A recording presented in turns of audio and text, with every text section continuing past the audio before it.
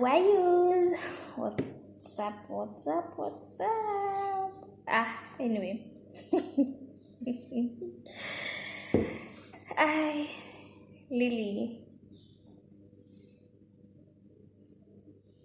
Sasa niseme nini? Have you ever have that one day? Yani unakumbuka kitu unacheka, yani you laugh paka unashangaa. And even ask yourself sincerely, like what was I thinking ama nilikuwa yani what was going on? Kendo mahereria masiko maya masiye kumuhengesa. So there's some things that make you yani trigger some moments and some memories paka unashangaa. Ama zinakukumbusha kitu yenye hata yani, have you ever done something funny and like yani kitu yani wewe mwenyewe unaona I was very foolish.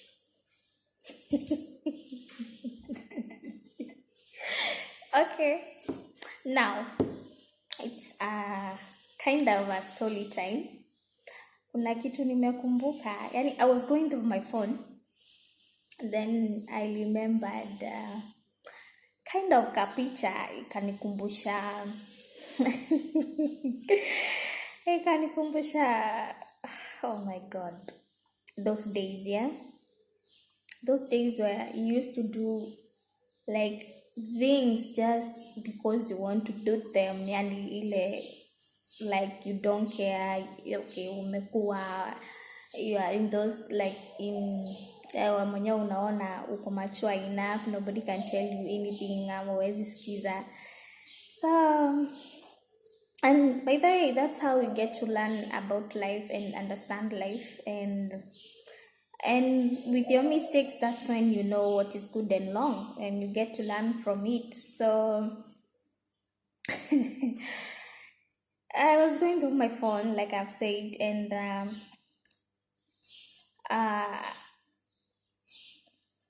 I saw a picture that reminded me of something I did like let me just say it 9 to 10 years ago. And wadau wangu, nimecheka paka mimi mwenyewe nikasikia kujihurumia. Before, if you had for me like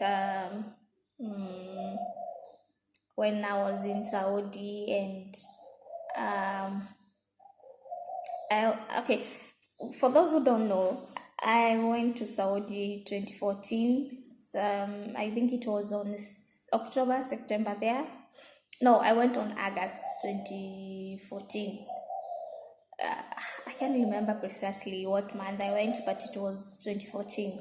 So, for those who understand me will know that ukiwa mjidid, what we say mjidid ni kusema yani ukiwa new kama yani wakuwa in these Gulf countries, you understand, like you don't know anything, you don't know how to talk, you don't know how to communicate with them, like nothing. And you are that frat, like ile battery ya simu frat dead, you know. So, and the way to communicate with people, it was hard because most of Saudi people, they don't know English and they cannot speak English, most of them. And we say like in 100%, I can say almost 90% don't know how to speak English. And if they speak broken English, you know, ile broken English, yeah. And it's so you gave me, I gave you, yani broken ile English kabisa. So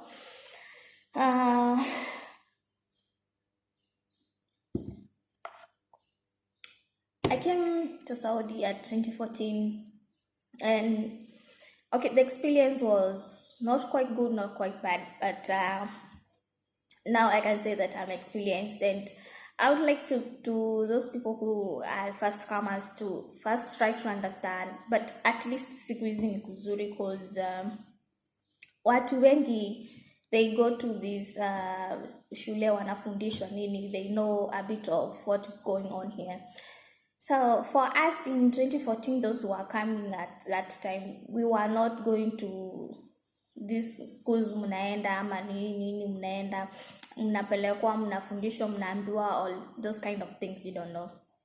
So when I went, my first reaction ni venye tuliachana my family, it was very hard, but nikafika huku, and then the first thing I was taken to a room where you have to wait for your employer to come and pick you up, and you could see like people being called by their names and they go to their sponsors.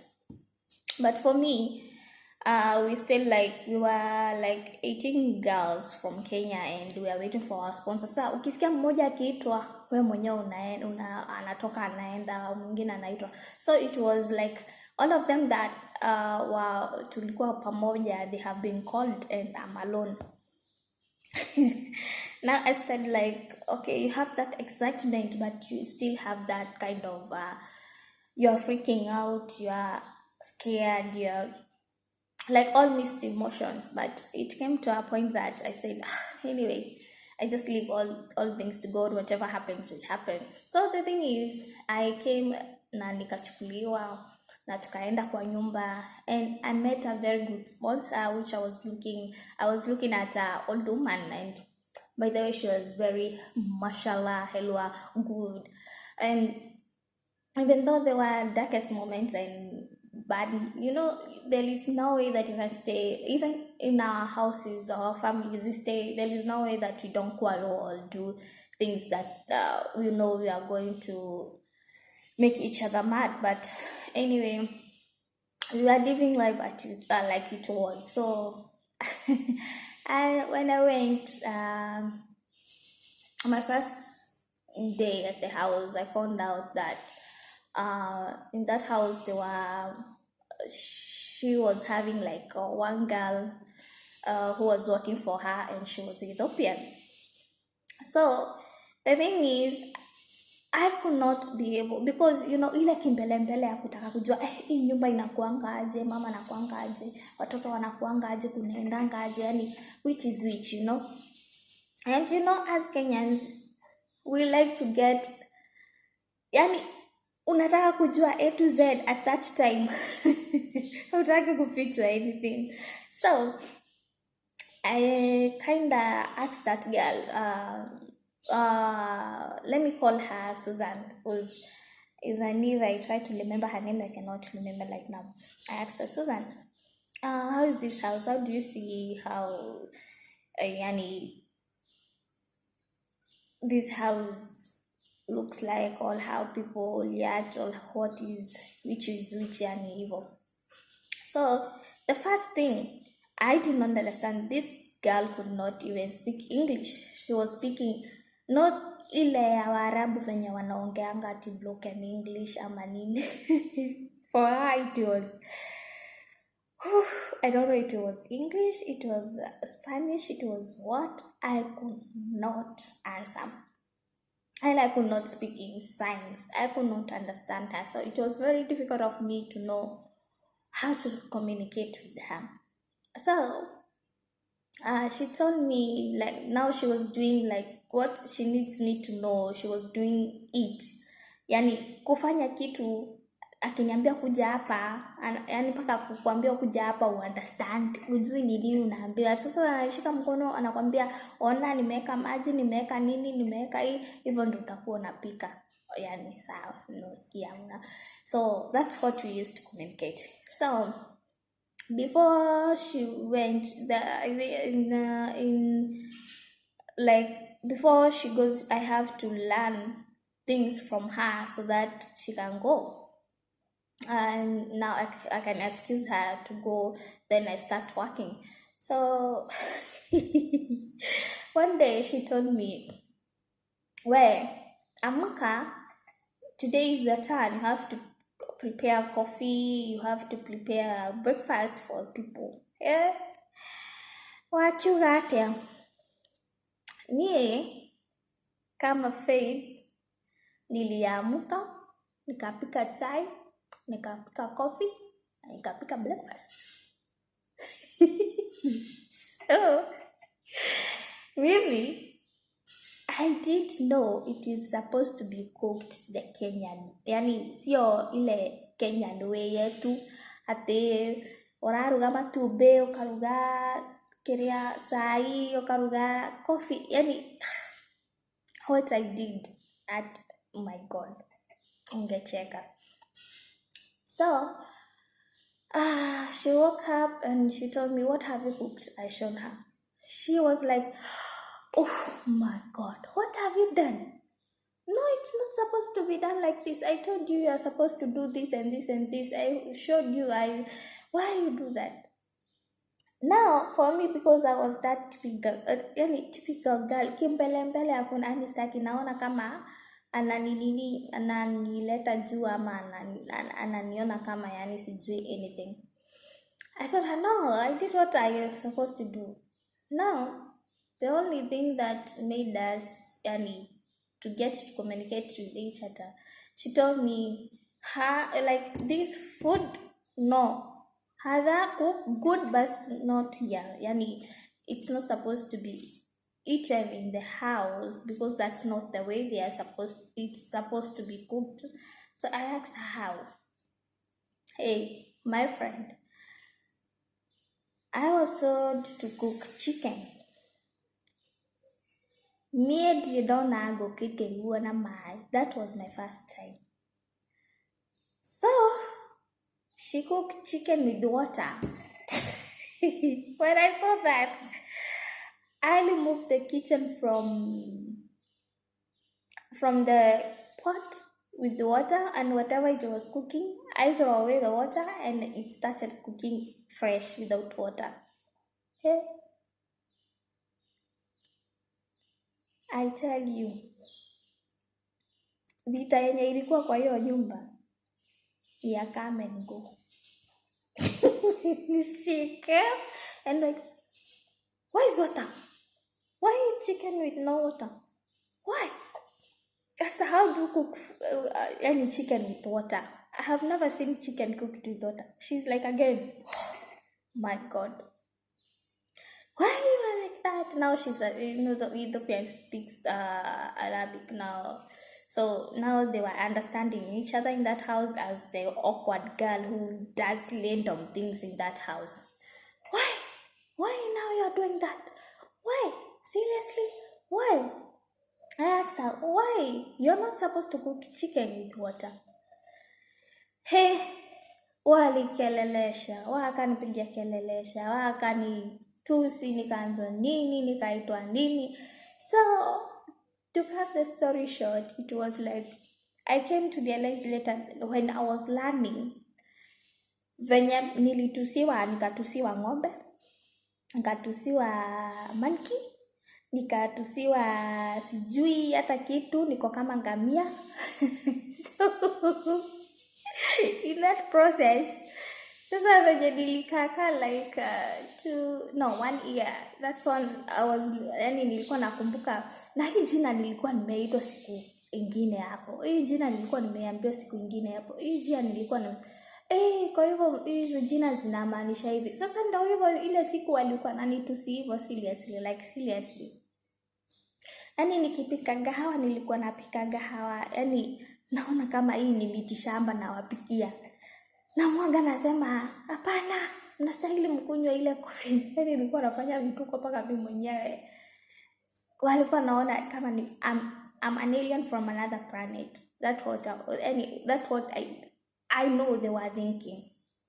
Nikiambiwa nipike mayai, there's the way they like, the egg, when you cook egg, you cook with nyanya, tomatoes. That's what we call in Kiswahili. Tomatoes, it's nyanya, onion, and you mix them together. That's what they call shakshuka. I was cooking my own way. And I'm telling you, sometimes you just do things through ignorance because you know you are okay, you are mature, you're big, you're not supposed to be taught anything, you know what you're supposed to know to do. But just a moment of learning and being patient to what you're told makes you yani realize or get to learn that enyewe I was being more than what I'm supposed to do. Yani kutega sikio tu, maybe all those candles and all those name callings, all those nini singekuwa hapo. But with pride and ego and all that was making me not to learn what I was supposed to be doing. And I will get humiliated and being called names and all sort kind of things could be done to me because I was not ready to learn. I was doing my own way, you see. So nilikaka like one of my best friend who is in Gulf country called me and told me, hii maisha inanishinda. Nimekuja just a month ago and I'm being started ni kuambiwa hivi. And when she started speaking about what she's passing through, nikamuliza, what are you being told? Are you doing the same thing that you are being told to do? Are you doing the same way or you are doing your way? Nikaniambia mimi nafanya kivyangu. That's when I told her, hey, that's why yani you're going through venye unaendelea juu utaki kusikiza, wewe unataka kufanya kitu yenye unafanya, and not because that they are bad ama wanakuonea, it's just because you are not willing to learn and obey what they are telling you. And akaniambia, hey, so that kapicha ndo alinitumia, akaniambia, hey, ebu niangalia, uniambia hii nini wapi, nimekosea wapi. Nikamwambia no, hiyo picha venye nimeona nimenikumbusha picha nyingine yenye nilikuwa nimefanya when I came here and I didn't know anything. That's why you are going through that and has reminded me of the same issue. Akaniambia sasa, what do I do? Now that's when I was advising her and telling her what to do, what to keep off, what not to do, and now things are good. So when I was going through my phone and I found that, that's when I started saying, guys, okay, and yeah, tumetoka far. So anyway, guys, I wanted to speak more about that, but I don't want my video to be so big that you get bored of it. But anyway, we'll have another one coming soon, and by the days that are going, I know, ukitoka kurecord ama urudie kurecord, you'll not be free like you used to be, and it feels like awkward and things that are uone kama unafanya venye inastahili.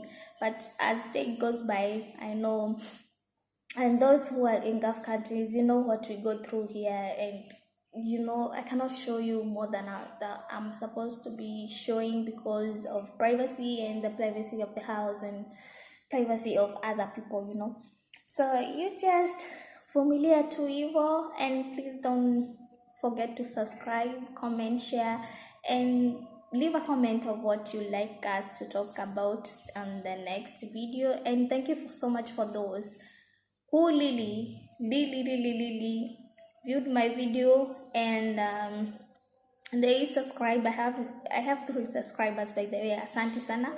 And for those who really came back on my news feeds and tell me thank you so much, and I appreciate you all. For now, just comment, share, subscribe, and don't forget to leave a comment, and don't forget to tell me what you wish to see next time. But for now, bye. Thank you so much.